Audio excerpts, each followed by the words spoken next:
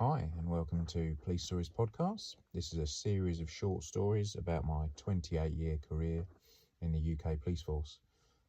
Welcome if this is your first time, and welcome back if you've been following the series. This is episode 72, so done a few for sure. Thanks again, as always, for the downloads. Very good this week, and particularly good on YouTube as well. Big increase there, which is good because you can put comments on there, as I'm sure you're aware. You've got the option of buying me a coffee on the strangely called Buy Me a Coffee, if you wish to show your appreciation, but if not, it's free, so you're very welcome just to listen in.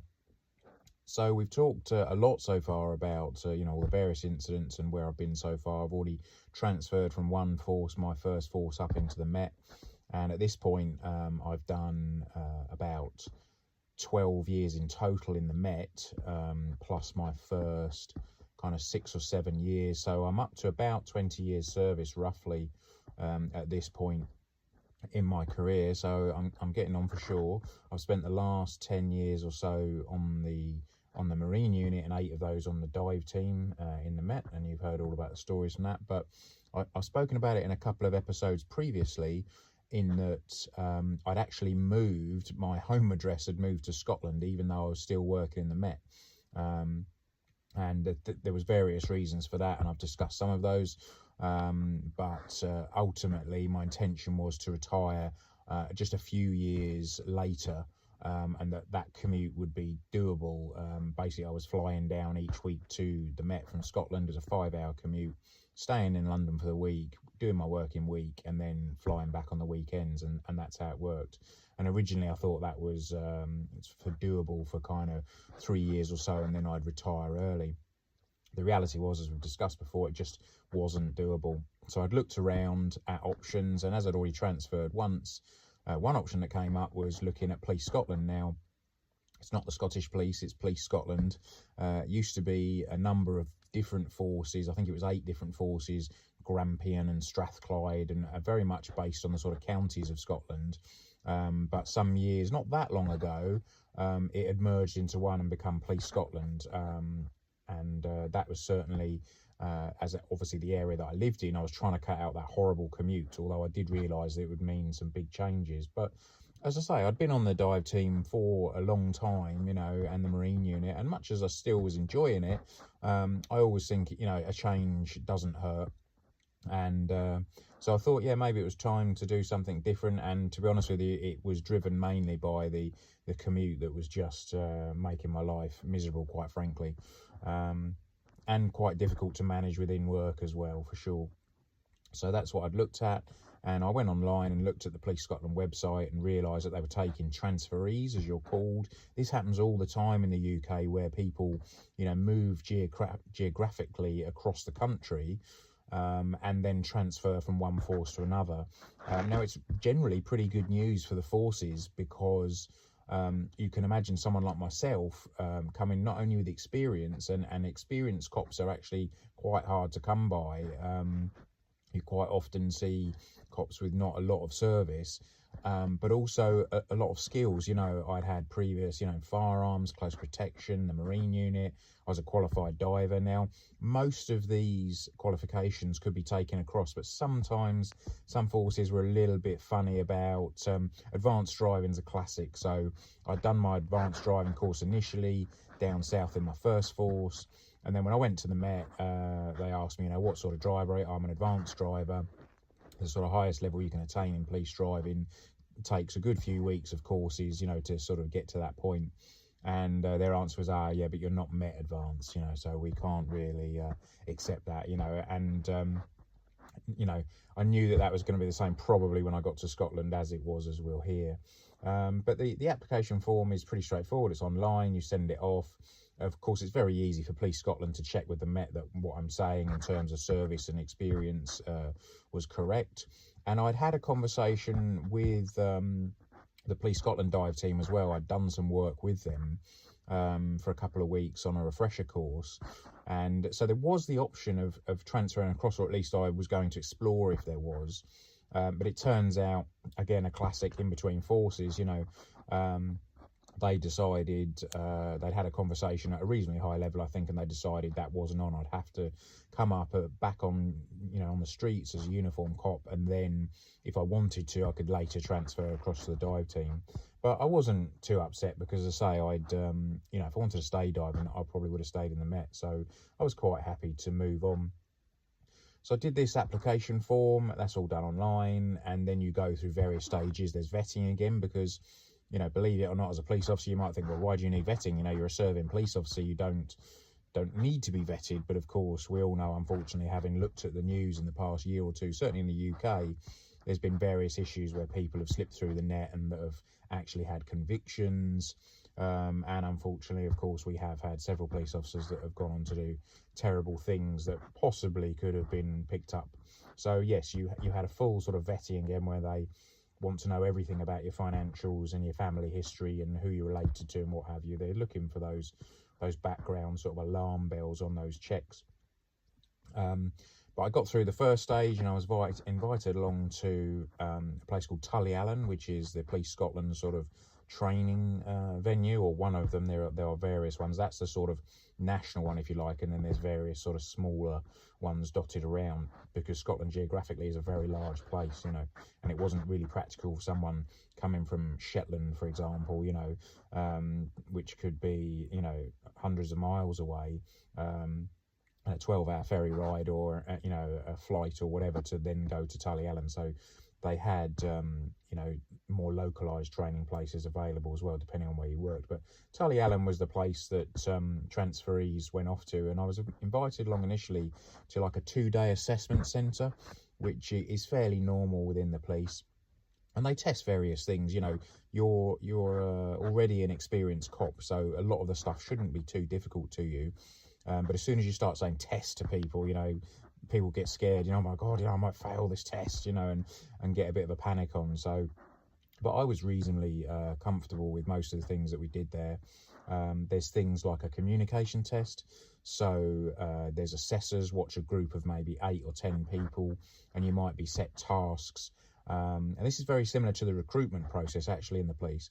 And you might have somebody who's nominated the sort of team leader, and you're handed a sheet of paper. In fact, you get drip fed extra information. So one of the ones I think was something like there was a large cave, and the cave was filling with water, and you had the option of moving this stone or something to allow some of the people in the cave to leave, but not everyone could leave. So some were going to drown, and you had to decide who was going to live and who was going to die. Now it all sounds a bit gruesome, but then they give you the backgrounds of those people, and the people within the cave would have all sorts of backgrounds. So one might be a convicted child sex offender, another one had come up with like a cure for a cancer, then there was a young single mother who had 2 kids, then there was a professor, so they had all these backgrounds ranging from good to bad depending on your take. And really it was about the discussion that you had. Firstly, how could you carry yourself amongst people? Very important that you were able to discuss these quite sensitive topics with other people, your peers, without being racist, homophobic, or clearly having issues. We shouldn't save that person because they're whatever, so that was the sort of thing that was looked at, and really there was no right or wrong answers. It was all about the discussion, and they wanted to see how you interacted. So that was one that came up. I think there was another one, a similar line, where one of you was decided that they were setting up a charity, and you had a large fund. I think it was, I don't know, 50,000 or 100,000 pounds or something like that, and you had to decide how your budget was going to be spent. And again, it was there was issues there, that you could spend 10,000 on this, advertising, but that meant you couldn't spend money on, making sure that your address was, disabled friendly and that wheelchairs could access it or something like that. So again, it was all about the discussion. And on those talks, I'm pretty sure what they're looking for is, apart from this being able to carry yourself and have a sort of reasonable conversation or sort of reasoned argument, if it meant that, you know, you had a point to get across. But it was also about, you know, if there was quieter members of the team, and this is very important for if you're going for police recruitment in these scenarios. If there's quieter members of the team there, they're looking for you to bring those in, you know, by turning it around and saying, okay, well, we've heard from everyone else, you know, what's your thoughts on it? You know, turn into that quiet member of the team to try and bring them into the conversation. And also timescales is very important. You know, they'll say you've got 10 minutes to discuss this or whatever. So, and at the end of it, they might also have prescriptive things you have to achieve. So you've got 10 minutes, and within those 10 minutes, you have to achieve, you know, how much of your budget is being spent, who is going to be voted in to be the, you know, recruitment officer or whatever it was. And again, I think they're looking at you to, if people start going off on tangents, now I'm the last person to talk about going off on tangents, because as you'll be aware, I do it all the time, but they're looking for, you know, you to bring people back off that kind of go off down a path that's not really helpful, and also keep coming back to the fact, okay, we've got 10 minutes, but we need to now clarify and actually come up with the solutions. Who is the recruitment officer? Who is the, you know, how much of the budget are we going to spend on whatever it was, you know? So that was kind of what it was about. And then it finished up, you did your fitness test in there. That's the bleep test, 5.4, the shuttle runs. It's a relatively low level. You don't have to try very hard to sort of achieve that level. And I think I ended up with 9 or something, which was plenty on that. And then finally you end up with an actual interview, which is normally with a panel or a board. And I think I sat down with maybe, you know, it's a mixture of ranks from different places. They don't necessarily know each other. So you might have a sergeant from one station, a chief inspector from somewhere else, you know, an inspector, and they'll all have different roles and different views. And really, they just ask you questions about yourself, but also quite often it's sort of competency based. So they'll have given you a heads up and told you before that, right, we're going to interview you on communication skills, you know, and dealing with difficult, you know, scenarios or whatever it is. And then as it goes through, they'll say, okay, can you give us an example of when you've shown good communication skills? Can you give us an example of, you know, when you've diffused a situation by communication? Or can you give me an example of when you've had to make a difficult decision that may have, you know, turned a colleague against you or something like that? And to be honest with you, if you can't come up with scenarios like that as an experienced cop, you're never going to. You know, there should be plenty in your career, even if you've only got 2 or 3 years in, that you could sort of come up and cover those options. So we went through that, and I think I did okay. Ultimately, I got a letter through to say I'd been successful and that I was invited back to Tullyallen in, I think it was about 6 months' time or something. So I had to tell the Met that I was going formally, and there was a few letters back and forward, I think, or emails, you know, between the forces, organising, you know, the date that I was leaving, the date I was starting, etc. And then I was sent back to Tullyallen because at the time, and I don't know if it's changed now, it may or may not have, there was a 3-week transferee course. So Tullyallen is where all the sort of probation are training people that are, you know, civilians, walk through the door civilians, walk out the door 12 or 16 weeks later, sort of fully qualified cops. So you're mixed in with those guys and girls, and but you're doing this 3-week transferee course, which basically brings you from English law to Scots law. Now you might think, well, the UK is one country, so surely our laws are the same. You'd be wrong.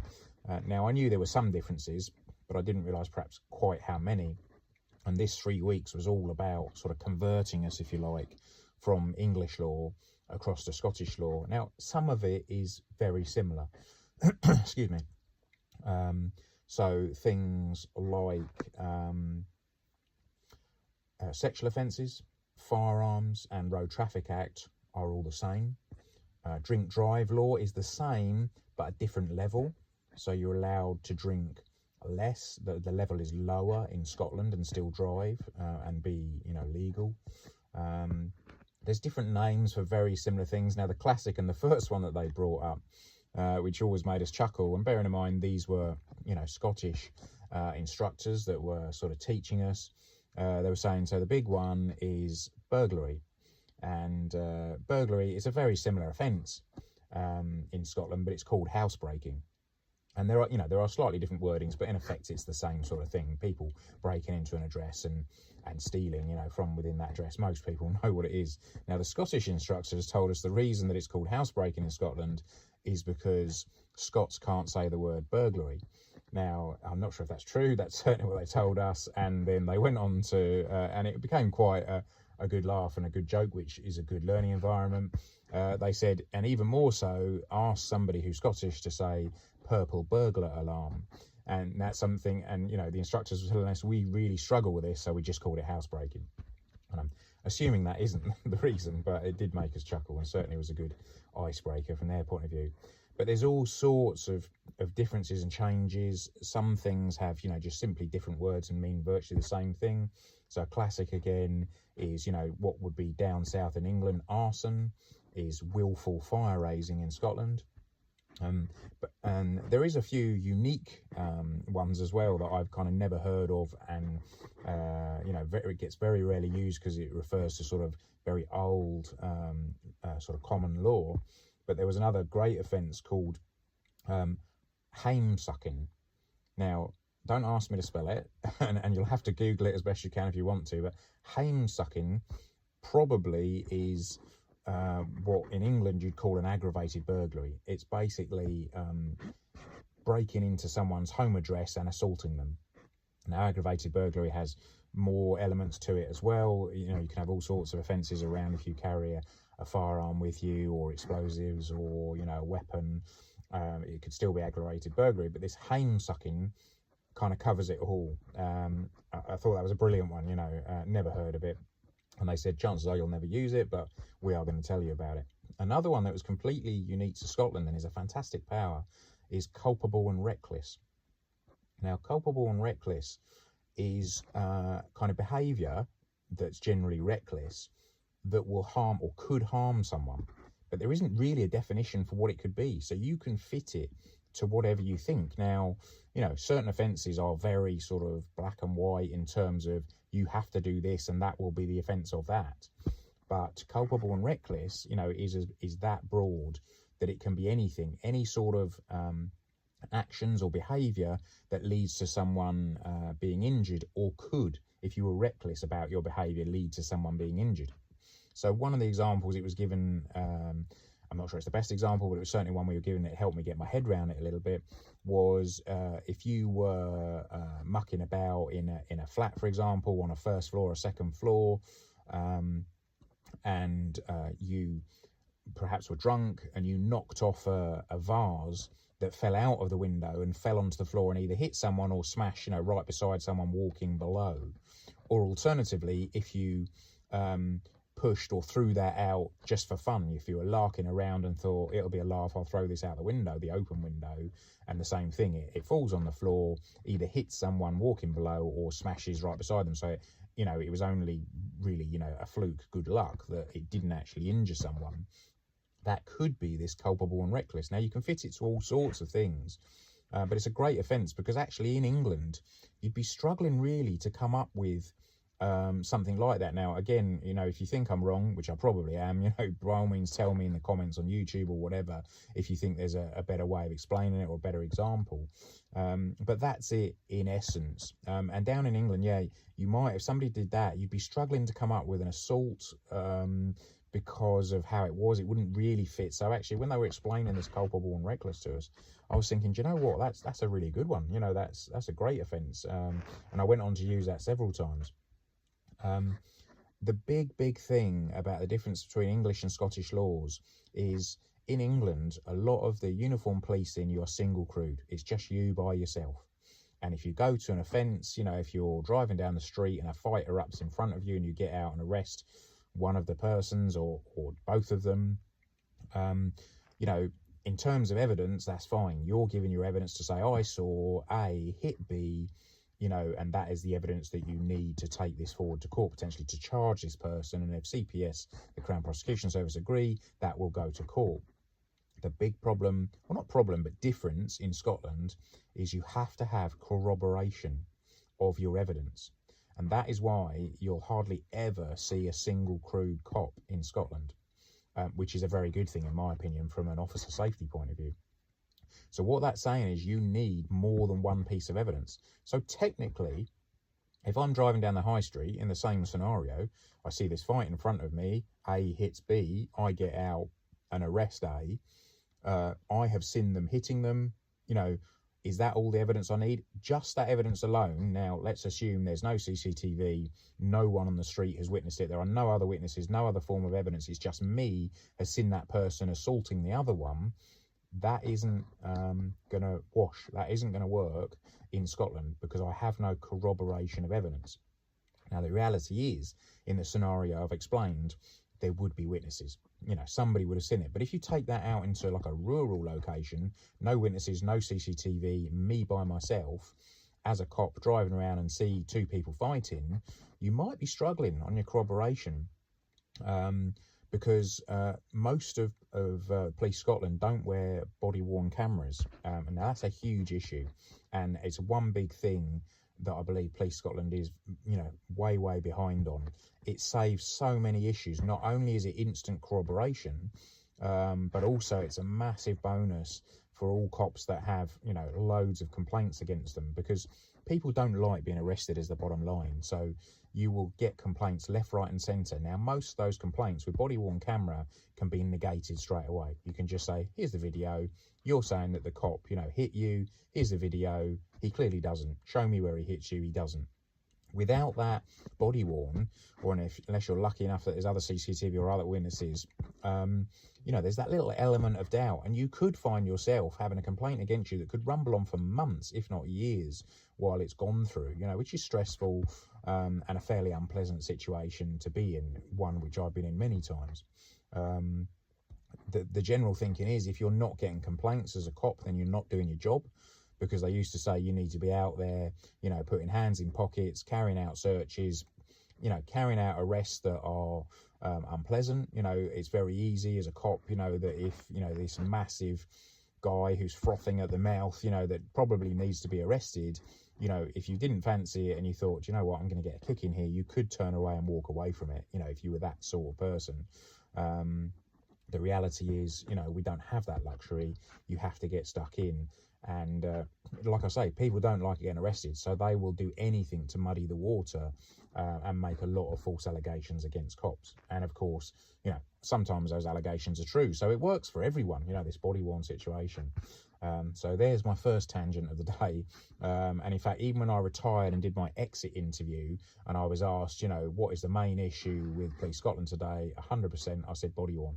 You've got hundreds of cops, well, hundreds is probably too many. You've got a lot of cops sitting around that are, you know, under investigation for complaints that are clearly made up, that are absolute rubbish, that had you had body-worn cameras could have immediately been, you know, knocked on the head, and that'd be the end of it. But there we go. So that's definitely an issue. But that's why you won't see cops driving around by themselves. You know, this need for corroboration. Now, down south, you just call it your, you know, your pal, your buddy, your teammate, your oppo. If someone sat in a car beside you, in Scotland, they call it your neighbour. You know, if I'm going out in a car, I have to have a neighbour with me, someone sat beside me to provide that corroboration. There are other, you know, well, there's quite a few other things that, you know, I knew as one thing with certain words and certain names. The classic being, I would be going for refs, refreshments. I'm going for a meal break. But up in Scotland, it's called peace. You're on your piece. You're going for your piece. Now, initially, I thought, until it was explained to me, that it was because I wanted some peace. So I was going off to get peace and quiet. But apparently it's because peace is another word for sandwich in Scotland. So if you're going off for your peace, and of course I would say, right, should we have refs? You know, they kind of look at me and go, no, we're going for peace. You know, and it was a good source of Mickey taking of fun. And I have to say, with my colleagues, I never ever had an issue with the English-Scottish thing. It was only very occasionally a problem on the street from some of our, you know, drunken locals, and it never bothered me in the slightest. You know, I've been called every name under the sun, and it does not bother me at all. It'll just, you know, it's water off a duck's back. It will just bounce off me. But it was actually my colleagues that were generally getting more uptight about it, and that would sort of step in and have words with someone if they were getting a bit, you know, over the top about the English-Scottish thing. But yeah, generally I didn't find it a problem at all. So they were some of the differences for sure. There was others as well. Criminal damage down south is vandalism up in Scotland. And there are, various other differences as well. Again, a huge one from England down south is you have PACE, you have the Police and Criminal Evidence Act, which pretty much governs everything you do and gives you all the powers, or most of the powers that you get. There are some that come from common law, but a lot of them come from PACE. We regularly, if we were arresting people from England in Scotland, or we would have people walk into the front office, which they call the front bar, in Scotland, to make a complaint, or to, say you should be doing something, they'd start quoting PACE to you, and either the officer or the civilian that was a member of Police Scotland staff that would be standing there kind of rolling their eyes and listening to this person going on for 20 minutes about PACE says this and PACE says that, and they just let them rumble on and go, okay, no problems. But just so you're aware, PACE isn't a thing in Scotland. It has no bearing at all. We have completely different set of rules and laws. So, not to worry about that one.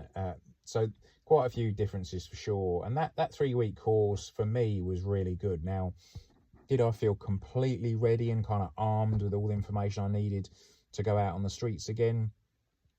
Pretty much, yeah, because I still knew that if someone is fighting in front of me, or if someone's just smashed a window, or if somebody deliberately drives a car into someone or something along those lines, I know that's wrong. I know that that's breaking the law for sure. And yes, I might have to go away or take a second or two to figure out what the offence is or the actual wording of the offence. But ultimately, I knew right from wrong, and I knew that if somebody did something like that in front of me, I was going to get hold of them. And then we'd worry about what it was actually called, or the wording later. So yeah, a good few differences. Now, I did the 3-week course, I thoroughly enjoyed it, and it was definitely a good introduction. And then I'd already been, one issue I had was I'd been measured for my uniform some months before. Now, on the dive team in the Met, we used to set ourselves little fitness challenges every month, I think it was, so you had to, whoever could row the fastest in 2,000 meters, whoever could run a particular route that was 5 miles in a certain time or whatever. And then there was one that was leading up to Christmas, and we decided we'd have a kind of weight loss challenge. Now, most people on the dive team were very competitive. I wasn't particularly, but of course I went in as well, because it never hurts to lose a bit of weight. And we'd taken it to the extremes, as we did with most things, and everyone on the team lost quite a bit of weight that participated, particularly me. I didn't win the competition, if that's the right wording, but I did lose quite a lot of weight, and I was sort of the lightest that I've ever been. And then stupidly, I went off to get measured for my Police Scotland uniform. So I turned up, some months later in this uniform that I'd been measured for when I was, artificially skinny, if you like. I'm not sure I've ever been skinny, but to find that my uniform was a little bit snug, shall we say, in quite a few places. But there we go. I got by all right. The other one difference in the court situation in Scotland, which is quite an interesting one. Now, in England, you have, at the end of a trial, you have 2 findings, basically. Someone is either guilty or not guilty. They're the 2 options. They've either done it or they haven't. Pretty straightforward, black and white. But in Scotland, there's also a third thing that's available to a jury or to a magistrate, a sheriff, a judge, because they're called various things depending on what level they're at. There's guilty, there's not guilty, but there's also not proven. Now, again, if you Google it, as I just have, to make sure I was right on this, there isn't really a definition of what it is. And depending on who you speak with, you'll hear a different sort of, reasoning behind it. One of the ones I read, and again, I'm not sure if this is right, and if you know, then by all means, please make a comment on YouTube or somewhere like that, and we can have a look. But not proven was saying it's the same as not guilty.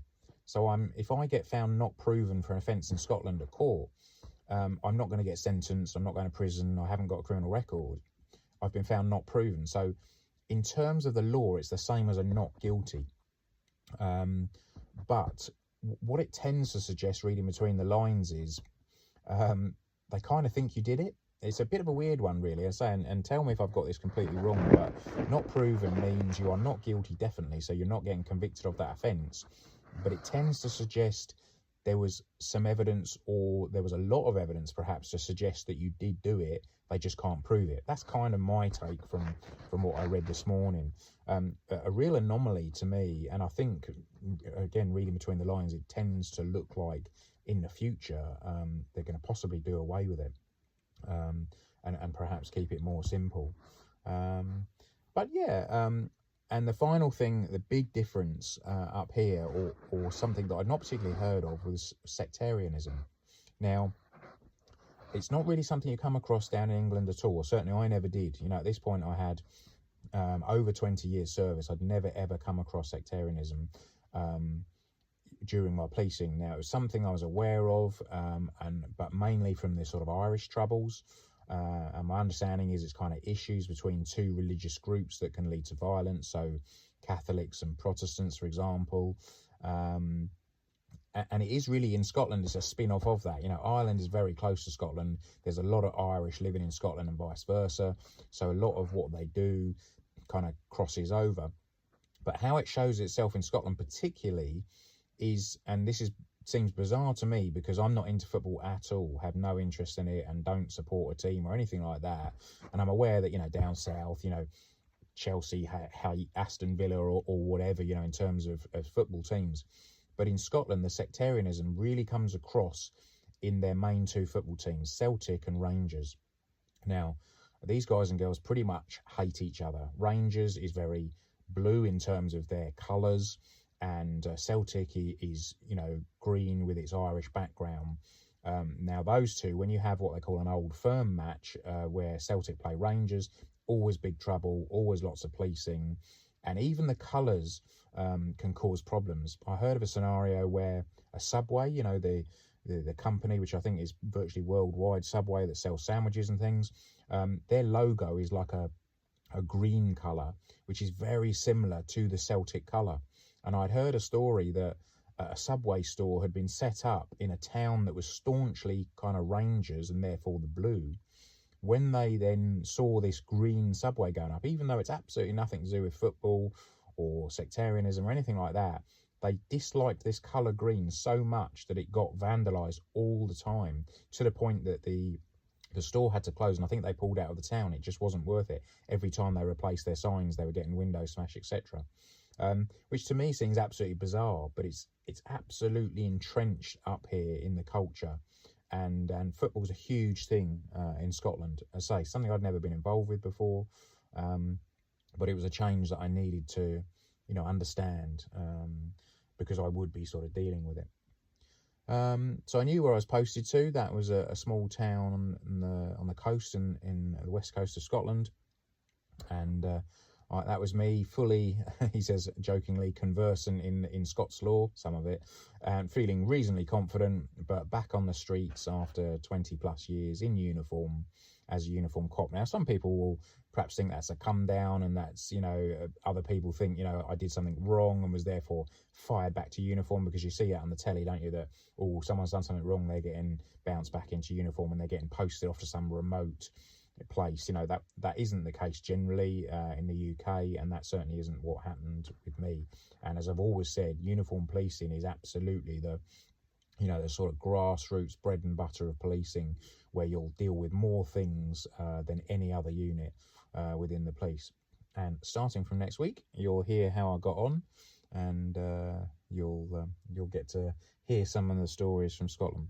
Thanks for listening. Bit different, no incidents as such to talk about, but hopefully you found that interesting. Keep coming back for more, and we'll speak soon. Have a good week. Cheers. Bye.